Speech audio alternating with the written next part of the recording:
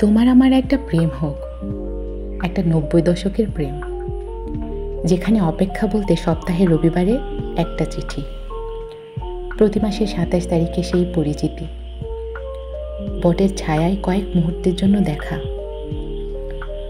তোমার আমার একটা প্রেম হোক, যেখানে খুব বেশি কাছে আসা মানে ভুল করে আঙুলে আঙুল ছুঁয়ে দেয়া, চোখে চোখ পড়তেই লজ্জায় চোখ নামিয়ে ফেলা। তোমার আমার প্রেম হোক, যেখানে শাসন মানে আমার চোখের ইশারায় তোমার ঠোঁট থেকে সিগারেটের পতন, আমার অভিমান ভাঙাতে আরও কিছু শিউলি ফুল বেশি করে আনা, অতঃপর আমার বাচ্চাদের মতো হাউমাউ করে কেঁদে ফেলা। তোমার আমার প্রেমটা হোক ৯০ দশকের আদুরে প্রেম, যেখানে ডাকবাক্সগুলো আমাদের মনে রাখবে, দূরের চাঁদ দেখার সময়টাও এক হবে। তোমার দীর্ঘশ্বাসে উড়ে যাবে আমার খুলে দেয়া চুল।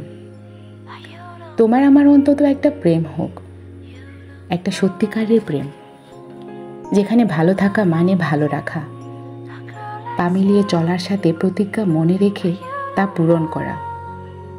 তোমার আমার একটা প্রেম হোক, একটা ৯০ দশকের আদুরে প্রেম।